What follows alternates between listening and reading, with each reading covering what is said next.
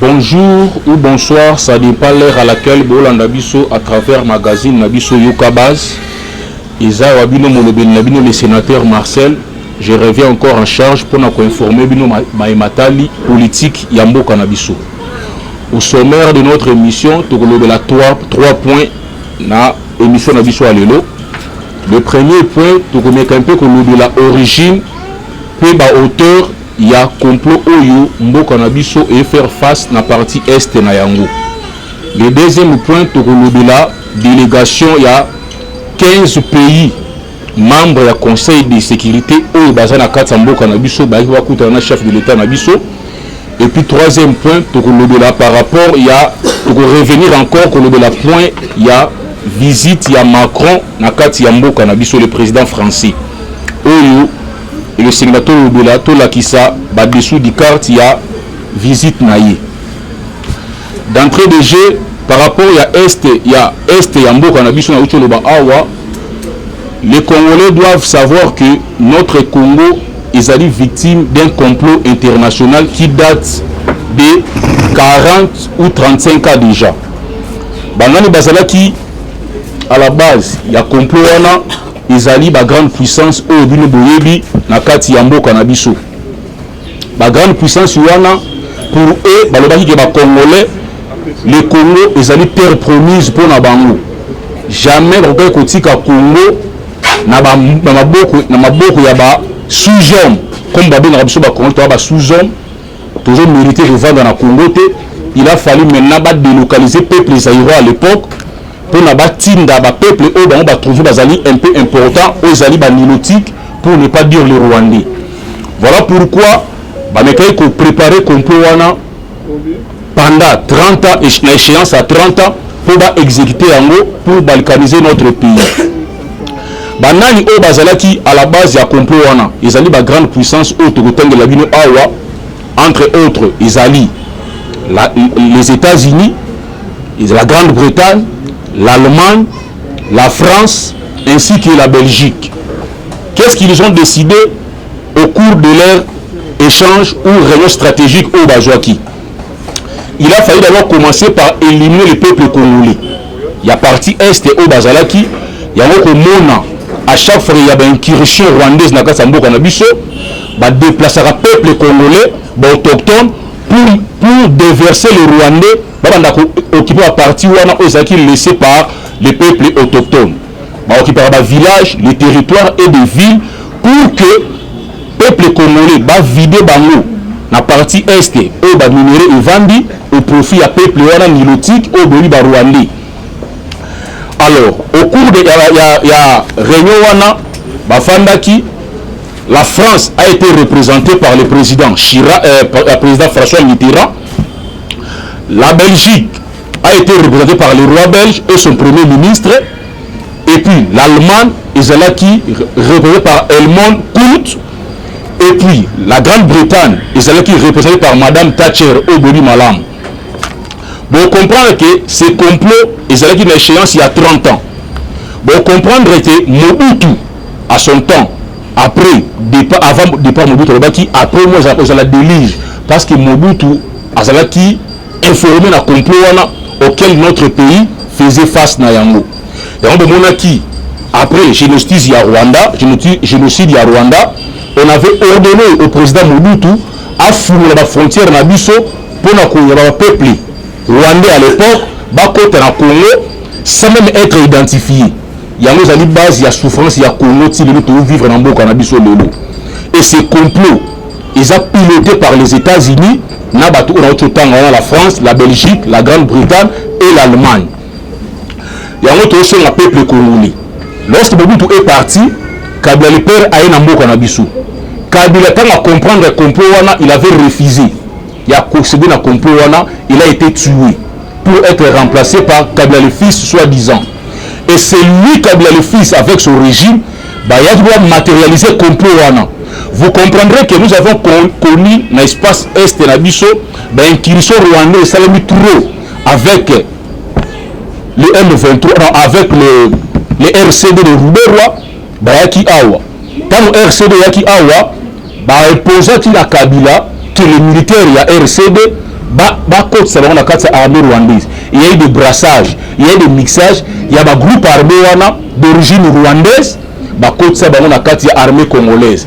Ça va être un ADC et tous ces militaires, ces officiers supérieurs qui incorporés dans quatre armée nabiso, tous qui toujours positionnés dans la partie est et en bas nabiso. Qui na centre, ni na ouest, ni na nord. Tous toujours toujours la partie est et en bas nabiso. C'était pour matérialiser ces complots qui datent de 30 ans. Tomoni Elengwe RCD, Tomoni CNDPI avec le coup d'abattoir. Toujours à la manette, coup d'abattoir. On a toujours par la même philosophie na bango ya ko intégrer ba groupe armé na kati armée na biso. Il y a les alliés pas si ya peuple congolais. Vous constaterez que à chaque fois qu'il y a brassage, qu'il y a mixage, toujours les militaires rwandais bangonde qui fonctionne na kati armée na biso pour fragiliser notre armée afin que leur plan est à la matérialiser. Lelo complot wana lelo Tshisekedi a subi complot wana. Heureusement, nous avons à la tête de notre pays un président Ouazali nationaliste et puis les Congolais de père et de mère. Il a catégoriquement refusé Yako appliquer complot wana ou plan wana au jadis préparé par les Occidentaux. Voilà pourquoi au sein de la peuple congolais, au Bamesana Kolanda Biso, les Congo nous appartient. Je pense Nzambi, le premier héritage au Nzamba pesa mutuna mokili ezali mabeli. Nos aïeux batikela biso mboka oyo à son entièreté. Lelo oyo banindele baoluka à tout prix balkaniser Congo avec la complicité de certains Congolais oyo baza ba naïf, oyo bazo céder à cause ya ba intérêt na bango égoïste, bazo ndima côté kamboka na biso au profit de leur intérêt. Chers compatriotes, oyo bamesana kolanda biso.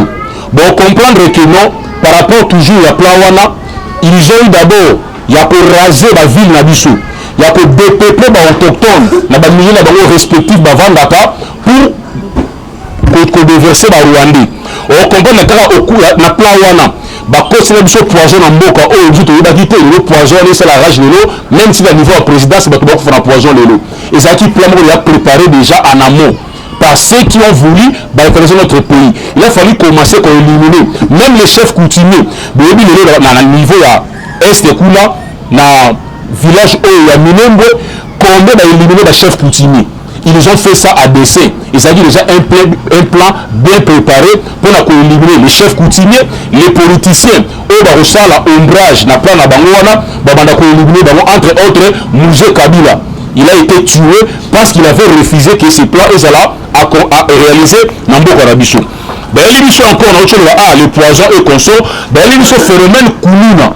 Phénomène Koulouna, et c'est déjà bien préparé par les régimes passés pour créer l'insécurité. Dans la partie est Nambo Karabiso, pour créer insécurité. Dans Congo, parce que Congo est ingouvernable. Il y a un journal partout, insécurité partout. Dans le Lubumbashi, n'en parlons pas. Dans la ville à Kinshasa, n'en parlons pas. Et le Koulouna commence à la rage. Dans Congo, parce que plan moko bien préparé, boyebi na yumbi bato bakufa, boyebi awa mikolo oyo na kwamu insécurité zali, c'est-à-dire les plan moko déjà bien préparé par les occidentaux pour mettre KO notre pays afin de le balkaniser. Na mars 2020, il y a eu une réunion aux acquis pays na kata Allemagne pour revoir toujours plan wana. Réunion de cela qui na kata Allemagne le 20 mars 2020. Réunion de Salamaki, toujours, certains autochtones, il y a partie est en Bouranabiso, pour la plan Marshall, il y a partie est en Abisowana. Et malheureusement, pour eux, certains, Baboyaki, d'autres Bandimaki. Donc voilà pourquoi Biso est pour la peuple congolais. Pour faire comprendre au peuple congolais que Bitumba au Congo, je subir les lots, ils allaient comprendre une intervention qui date de très longtemps. Et Utikala, il y a un Mobutu. Après moi, c'est le délige. Délige, il y a un Congo. Il y a plus de 12 millions de morts dans la partie est en Bouranabiso. Où les Occidentaux n'en parlent. Mais l'autre monde, invasion russe dans la Ukraine, tout le monde va télémi pour prêter main forte dans la Ukraine à faire face à ya faire face na invasion russe na katamboka na in. En tout cas, chers compatriotes, donc comprendre que l'ONU, Union africaine, tout pays limitrophes na biso baza au courant ya complot international. Voilà pourquoi moi j'en appelle au chef de l'État à faire confiance dans le pays limitrophe na biso te. Tout ce monde baza complice na complot.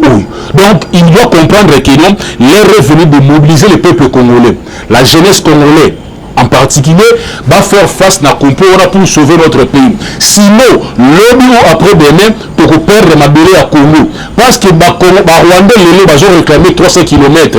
Il y a parti Est en Boka, Nabiso. On ne vraiment pas battre. Et c'est la Mikanda, Basala, Musée à Signa. Par rapport à complot, ils allaient tout pour nous balkaniser Boka, Nabiso. Chers compatriotes, tout est humain. Le Congo, tu sais que la Camboli, il a sillonné de par le monde. Pour la Kimia, il a touché l'instance union sur le monde entier pour leur faire voir que le Congo est agressé par le Rwanda. Si le Rwanda n'est pas sanctionné, Rwanda n'est pas pointé du doigt par ces grandes puissances. Pourquoi? C'est par rapport à ce complot dont je fais allusion ici. Le complot a été déjà bien élaboré il y a 30 ans en Boka-Nabiso pour balkaniser notre pays. Et si on n'y prend pas garde, le Congo sera balkanisé demain. Voilà pourquoi la jeunesse congolaise, il faut battre les mains.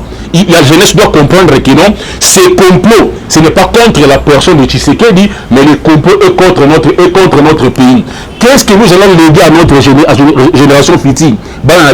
Lobby. Si nous sommes congolais, c'est toujours naïf devant. Face à ces complots, nous sommes toujours naïfs. Non, les Congolais doivent s'élever. Ils doivent comprendre que non, leur vie en dépend. Parce que le Sud Congo est Kéi, sur le Congo Kabouani, c'est nous qui serons perdants. Donc la jeunesse congolaise va s'imprégner dans ma Kambu aujourd'hui quand la partie Est en Boka-Nabiso. La jeunesse comprenne que complot aujourd'hui non contre Tshisekedi, mais contre notre pays. Nous allons à venir, il y a lobby. La jeunesse congolaise, malheureusement, cette jeunesse, toujours dans la futilité. Nakapela, Koyangulu, c'est ce qui intéresse la jeunesse aujourd'hui. Bazobo, ça n'a que Mboka Oro, lobby, on va gérer un lobby. Il va gérer le lobby, ce qui Mboka Oro est créé. Jeunesse congolaise, beauté le ma, il y a un autre qui lance la sonnette d'alarme pour vous faire comprendre que non, complot, les amis, complot qui date de 30 ans déjà, la grande puissance, ils ont même causé des savants, il y a les savants américains, les savants français, pour un peu étudier le mécanisme pour réaliser ces complots de la balkanisation. Ces complots est déjà en phase. Il y a mise en place, il y a mise en œuvre en Nayango. Ce qui empêche ça, ils allaient moins mobilisation au Congo, la la partie Est, il y a un monde là qui va arriver pour accomplir cette mission, il y a balkaniser Boka-Nabiso. Voilà pourquoi nous avons connu plus de 5 millions de Congolais au Baza déplacés. Na ba milieu na bango naturel au ba vivaka ba kimi Nicolas ba guerre ya barbarie wana oza perpétré par Kagame. Les 5 millions ba remplacer la place wana. C'est sur la population rwandaise et le ba Banyamulenge qui se réclame le congolais. Vous devez comprendre ça, chers compatriotes. Il y a 5 millions de déplacés. Au ba kimi ba lien na bango naturel ba vandaka pour bitumba au Kagame imposé biso avec la complicité de la communauté internationale. 5 millions de déplacés, mais va remplacer Bango. Vous devez poser ces questions. Qui va remplacer Bango dans la place où on va Kimi? Ce sont nos frères rwandais, des Minoti. Un plan bien élaboré, ça fait 30 ans aujourd'hui qu'ils veulent maintenant passer en vitesse supérieure pour mettre en application. Je sais, la bichette de Congolais, tout la mouka. Pour notre deuxième point, il s'agit d'une visite au délégation, il y a 15 membres permanents, il y a conseil de sécurité, qui n'a pas notre chef de l'État. Alors, pour moi, je dirais que cette visite n'a pas sa raison d'être. Que le chef a comprendre que Batouanande, Baza à la base, il y a souffrance, il y a peuple congolais. Les autonomie, ils ont établi noir sur blanc. Tshisekedi, dans le 44e sommet, il y a conseil de sécurité, je crois, à la tribune des Nations Unies, il avait montré noir sur blanc qu'il y avait un rapport aux acquis élaboré par la communauté internationale par l'entremise ya MONUSCO oza ko établir ba responsabilité à Rwanda na ya Kagame comme agresseur ya mboka na biso. Ces rapports là existent, mais nous n'avons vu tout le monde place mon côté cette fameuse ce fameux Conseil de sécurité base la résolution pour sanctionner le Rwanda, base la résolution pour sanctionner Kagame. Nulle part va sanctionner Kagame, nulle part le Rwanda a été sanctionné. Alors le chef doit comprendre que non, vous avez la poudre aussi. À chaque fois qu'il est Congo sur terrain, le phare de fait, bon ça la prouesse, il y a que Bengana Bangouna M23, au moins à Bangona Bakoya, au cesser le fait. Au président, bon si ce soir là nous, on doit se parler, on doit négocier. Les chefs doivent faire très attention avec ces gens. Ils ont un agenda caché pour le Congo, ils ont un agenda caché pour nous, les chefs de l'État, qui refusent de mettre en œuvre leur plan pour le Congo. Ces gens-là sont des complices. Les rapports existent. Mais si Sikoyo, Rwanda n'est pas sanctionné. Si Sikoyo, Kagame n'est pas sanctionné. Tout le monde a fait des routes Salami Awa, na Rwanda. Fait des routes Salami, na Burundi. Et Salami na Union africaine. Les chefs d'État ont joué résolution. Yako, Bengana, mouvement M23, bah c'est cesser le feu. Mais le vendredi, hier, le M23 et nous sommes attaqué par position à FARDC na Katia Saki. Allez-y comprendre pour qui les M23 va jouer. Pourquoi les M23 va banga même pas la communauté internationale. Pourquoi va même pas le président de l'Union africaine. Vous comprendrez que c'est déjà un complot international auquel l'Union africaine, l'ONU, Conseil de sécurité, voilà pourquoi je suis dans le Congo pour mettre la poudre aux yeux au chef de l'État congolais. Que les chefs doivent comprendre ça. Population congolaise, déterminée, pour défendre l'intégrité de Mboka na biso. Il reste c'est des poudres aux yeux au bazo sala. Le monde visite ya Macron na Mboka na biso. Macron n'a fait mention na ba bir na ye ya condamner ni Kagame ni Rwanda.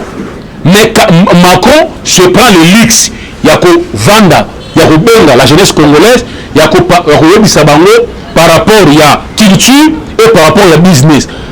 Vous allez se moquer la jeunesse congolaise.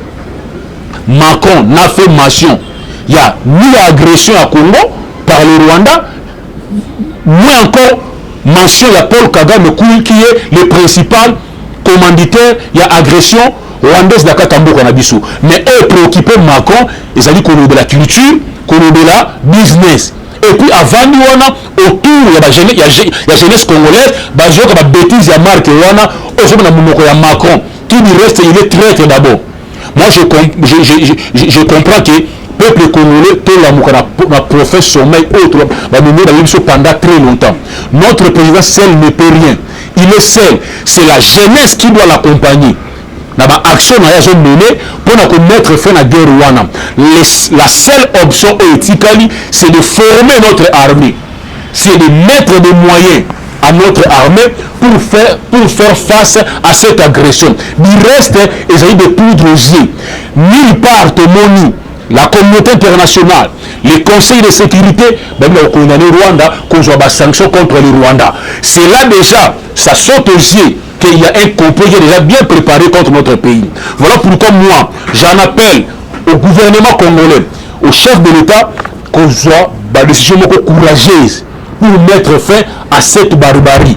Parce que pour moi, pourquoi ne pas faire la mini-nyoso, n'est-ce pas, si est et en Mboka Nabiso, qu'on a la mini-nyoso, il y a des gens armés, des groupes armés, dans Mboka Nabiso, il y a des gens qui Mboka Nabiso, et ça a toujours victime d'agression à cause de nos minéraux. Pourquoi ne pas fermer toutes ces mines dans la partie est et en Mboka Nabiso? Parce que nous avons 80%, il y a terre arabe en Mboka Nabiso, on peut cultiver. Parce que le Congo est au manger, autrefois, le chef de l'État qui est prendre le sol et prendre la revanche dans le sous-sol. Pourquoi ne pas maintenant cultiver la terre et mettre fin, pour bloquer le ravitaillement de Rwanda et de ses complices, bloquer toutes ces mines à partie est en Abisso et cultivons la terre. Parce que les minéraux les à la base de la tuerie à peuple congolais pendant plus de 4 décennies. Nous devons agir de l'autre côté. Mais nous avons vu à l'Ukraine, les voix se sont levées. Il il y a eu des soutiens, même sur le plan armement, ils soutenir l'Ukraine. Mais pourquoi au Congo, ils soutenir le Congo, mais ils soutenir les déplacés de guerre? Ça, c'est se moquer des Congolais. Au lieu d'aider les déplacés à guerre Rwanda, le mieux serait de nous aider de mettre fin à cette barbarie. Le mieux serait à aider Congo de mettre fin à cette guerre qui nous a été imposée par le Rwanda. Ça, c'est ça que c'est moqué na biso. Tant que l'Union européenne et Zoya avec des vivres pour la déplacer au Bazali, timbalé dans bango d'habitation.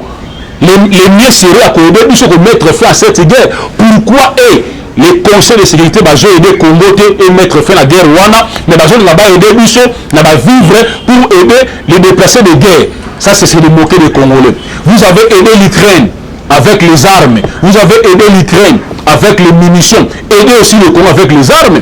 Pourquoi les Congolais besoin aider Bangote? Parce que l'invasion russe à l'Ukraine n'est pas, et ça a eu la même invasion que le Rwanda impose au Congo. Mais pourquoi des traitements différents?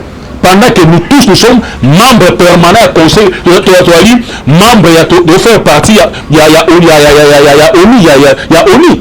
Pourquoi maintenant des traitements différents? Alors nous devons comprendre. Et ça y est pour la peuple congolais qu'on l'a qui non guerre qui nous est imposée, la guerre moko, et ça est injuste. Ils ont imposé parce que les blancs pour eux, les Congolais ne méritent pas ces pays. Les Congolais, ça considérés comme des ratés, comme des sous-hommes. Voilà pourquoi il ne faut pas délocaliser le peuple congolais, Batika Congo, pour avoir intérêt dans Bangou. Vous devez comprendre que Batouana, déjà Congo. Ça a déjà répartition dans Bango pour la Congo, la biche de Rawana. Donc le Congo pour la Bango est déjà réparti. Pour la Bango, ça y a répartition en Congo. Les États-Unis, à joie partie naïe, le nord et le sud Kivu, et la partie orientale de la biche, c'est pour les Américains. C'est ça la répartition à Congo. Et c'est déjà Kala. Je te vendis toujours, rêver toujours. Et la France, pour lui, la France et la Grande-Bretagne, pardon, pour la Bango, ils ont déjà des Kasaï et c'est à Bango. Pour la France, il y a déjà les grands Katanga, c'est pour la France. Pour la Belgique, Équateur, Kinshasa et puis le Maïndombi. Voilà la répartition. Oh yo, ce mafia basala pour Namboka Nabiso. Et nous rêvons. Voilà pourquoi le président a lancé qui appel d'offres pour exploiter le gaz minier et le gaz, pour exploiter les blocs pétroliers et les blocs gaziers. Les États-Unis se sont opposés. Batinda John Kerry Awa pour s'opposer contre Yango. C'est pour vous dire que le Congo a été déjà partagé. Il y a gâteau na Bango. Si Bakabola Yango, ça a des répartition na Bango. Donc, Bisso Congolais, nous sommes comme toujours vivre dans un pays autre que Yabisso Moko. Totez ma chère compatriote. Totez parce que ce complot État international, tu sais que de seul n'en peut rien. C'est la jeunesse congolaise qui est l'avenir de demain. Botez les mains. Bisso Nyoso, tout se rallier derrière notre chef pour mettre fin à la barbarie on va imposer par les Occidentaux. Parce que si on peut prendre garde, le Congo va disparaître. Les Banyamulenge qui se réclament des Congolais. Mais à chaque fois, c'est eux qui nous posent des problèmes. Il n'y a pas seulement les Banyamulenge au Congo. Nous avons les Angolais qui habitent le Congo. Aucun jour Bangola pose un problème. Nous avons les Brazzavillais qui habitent le Congo. Mais pourquoi seulement eux les Banyamulenge? C'est déjà un plan qui a été bien préparé. Il ne faut pas déverser Bango Kouya Kaka Congo parce que c'est eux qui vont faire en sorte que leur plan soit matérialisé dans le Congo. Le Congo a tout donné à ces gens. Certains sont des ministres aujourd'hui. Mingi Bazalaki Awa, dirigeant la police congolaise pendant 13 ans.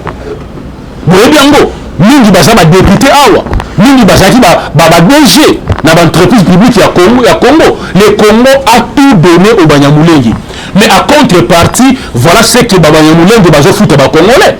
À monnaie le siège. Le nom Bakani député Edouard Rwanda. Il est toujours Banyamulenge. Mais c'est lui qui alimente les rebelles, c'est lui qui alimente les groupes armés. C'est un milliardaire, ce monsieur-là. C'est lui qui finance, même qui alimente le Rwanda dans les minéraux congolais, parce qu'il détient des sites miniers ou exploités par les Rwandais. Voilà pourquoi, chers Congolais, totalement, le Congo nous appartient. Le Congo n'appartient pas au Rwanda ni au Banyamulenge. Le Congo ne connaît jamais une tribu Banyamulenge. Laissez-moi vous dire ça. Ce sont des gens que nous avons acceptés. Comme ils ont accepté, il y a Kozwa, nationalité congolaise, qu'on va en Congo, ils doivent se conformer. Mais pourquoi jusqu'alors ils ne veulent pas se conformer au roi de la République? C'est pour dire que ce sont des gens qui, leur loyauté, et ça n'a toujours dans Rwanda, leur pays d'origine. Ils travaillent pour le compte de leur pays. Voilà pour matérialiser leur plan. Eux, c'est là qui préparé par les Occidentaux. Il y a de cela 30 ans. Il y a la plan wana. Tout ce qu'ils font, ils ont les poudres aux yeux. Leur plan, c'est de balkaniser le Congo. Vous comprenez? C'est occuper les parties dépeuplées par les autochtones, par ces gens appelés Banyamulenge. Mais là, oyo, bazo occupé la montagne, bazo occupé Bamboka Loko là-bas, Baminembe. Ce qu'on appelle le chef coutumier là-bas, c'est Munyamulenge. C'est un Rwandais. Ils ont fait ça à dessein par rapport à leur calcul. C'était de tuer les autochtones, de tuer les chefs coutumiers, de tuer les politiciens et au seton contre la bango, tuer la jeunesse congolaise, tuer la population congolaise. Na kati ya kuluna, na kati ya bakamboki, ya bizoba, ya les kuluna partout, insécurité partout dans le Congo, et ils ont préparé déjà par rapport à leur plan. C'est l'insécurité dans le Congo. Vous vous souviendrez avec moi, dans le Congo, qu'est-ce qu'ils ont fait pour matérialiser leur plan? Il n'y a jamais stabilité politique dans le Congo. C'est ça. À chaque moment, on crée toujours insécurité pour le Congo et soit en volonté de développement. Le monde qui se réveille dans le Congo avec la volonté qu'il a, il a poussé le Congo que le Liboso, voilà comment il est combattu par les mêmes personnes. Et heureusement, il a reçu au moins officier Nyoso, il a nommé Kagame et le Rwanda, il a agressé le Congo. La Sony, Union européenne, et emboîté les pas. Ce n'est pas seulement que c'est limité à nommer Kagame et Rwanda, mais il faut mener les sanctions et Rwanda. Pourquoi les sanctions ne suivent pas? Vous devez comprendre que parce que complot est déjà bien planifié depuis 30 ans. Mais le OYU, c'est le fait. Date butoir, et le 7 mars, il fallait le M23 à libérer la territoire occupé. Mais où en sommes-nous? Où en sommes-nous Qu'est-ce qui se cache derrière le M23? Pourquoi chaque fois qu'on décréter c'est le fait, il faut toujours M23 à violer Yango, à attaquer la position FARDC. Et heureusement hier, à niveau à Sake, FARDC qu'on contenir son à Bango, qu'on mettre Bango en déroute. Mais pourquoi les chefs d'État, les M23, ils ont défié les chefs d'État, ils ont défié l'organisation régionale et internationale, personne n'en parle. D'où tire cette force? Il y a M23. D'où tire cette force? Pourquoi M23 s'entête-t-il par rapport aux décisions des décideurs du monde? Vous comprendrez que les parents à Bango, ce sont les mêmes occidentaux que les chefs prennent des décisions courageuses. Les autres en Mali, les dirigeants maliens, des décisions courageuses contre la France et la communauté internationale. Et que les dirigeants aussi vont comprendre le Kouana. Parce que à la ligne où vont les choses, les dirigeants sont victimes, il y a un assassinat. Pour te dire comment ces gens opèrent. Le musée a été victime d'assassinat. Parce que le musée aussi avait fait face à complot. Il avait refusé de céder à ces complots. Il a été abattu, il a été tué. Alors que les dirigeants, moment yango, des décisions courageuses pour mettre définitivement fin à la complot international. Le Congo nous appartient. C'est à nous de sauver ces pays. Nous, la jeunesse congolaise, tout élément, tout bima, dans la futilité, tout bima, dans la distraction inutile, pour comprendre que non, ces pays nous appartiennent. C'est à nous de sauver ces pays. Pour se rallier derrière notre chef de l'État pour mettre fin à cette barbarie qui a duré pendant plus de 28 ans. Aujourd'hui, Kagame se prend pour qui? Kagame se prend maintenant pour un demi-dieu en Afrique. Kagame, partout en Afrique, ils veulent imposer maintenant sa suprématie dans tous les pays. Ce n'est pas pour rien. C'est derrière Kagame, il y a des forces étrangères, il y a des grandes puissances. L'autre monde, Kagame, les militaires rwandais, Mozambique, pour protéger l'intérêt de la France, dans Mozambique. les militaires rwandais, dans centre partir, que les chefs de l'État, les gouverneurs congolais, ont courage, il y a un MONUSCO. Première solution d'abord, pour la Congo, c'est d'abord de chasser la MONUSCO dans notre pays. Tant que la MONUSCO est bien aimé, guerre au jamais. Vous devez vous poser les questions. Kagame a combien de militaires? Kagame dispose à ce qu'il y a armement. Tout un pays comme le Congo et Zoko a commuté M23 de ROT. Vous comprendrez que le régime passé ici est préparé déjà pour la Kagame. Vous avez besoin de cache d'armes si va planter un mot partout. Posez-vous des questions. Togola Mukalelo, FARDC a repoussé M23. Lobby, au Mona, ville suivante. Territoire suivant. Est-ce que par quel moyen, par quelle voie? C'est à cause des alliés, parce qu'il y a des caches d'armes. Planter dans différents territoires de Mboka Nabiso, où ils ont une position avancée à Kagame dans M23. Il y a un Kagame a fait fort milité. Et par rapport à la cache d'armes, par rapport à la position avancée, il y a attaquer le Congo. Le gouvernement congolais doit comprendre ça. Il faut commencer maintenant à extirper la brebis galère au sein de l'armée et causer du tort, qu'on mette de côté. Et puis qu'on ferme toutes les mines. Il y a partie est et la biso, tout à la maintenant sur du guerre, on va continuer. Voilà pourquoi Banamboka, nous avons partagé le mandat, la réflexion, pour comprendre que la guerre qui nous est imposée est un complot qui date de 30 ans. Il y a qu'on balkaniser Mboka Nabiso, il y a qu'on dépeupler, il y a partie est et la biso pour nous déverser peuple rwandais, peuple nilotique, va occuper Yango pour que l'on va déclarer autonomie na Bango. C'est à nous maintenant et nos dirigeants toujours des décisions courageuses pour mettre fin à cette barbarie. Et c'est là qu'il y a le sénateur Marcel, qui peut partager le mandat Bouana, le sénateur Nabiso na banalise Nabiso pour éveiller conscience du peuple congolais. Ma mission est d'aller à éveiller conscience des Congolais pour comprendre que non, ce que nous vivons aujourd'hui, ils allaient comprendre qu'il date de 30 ans déjà. Donc voilà pourquoi je vais partager mon dame Oyo Yabino. Mon numéro c'est le plus 243 81 52 99 123. Plus 243 81 52 99 123. Bah au balimba benga biso, un numéro wana tu peux continuer ma solo na biso même à travers les téléphones. Merci, à la prochaine.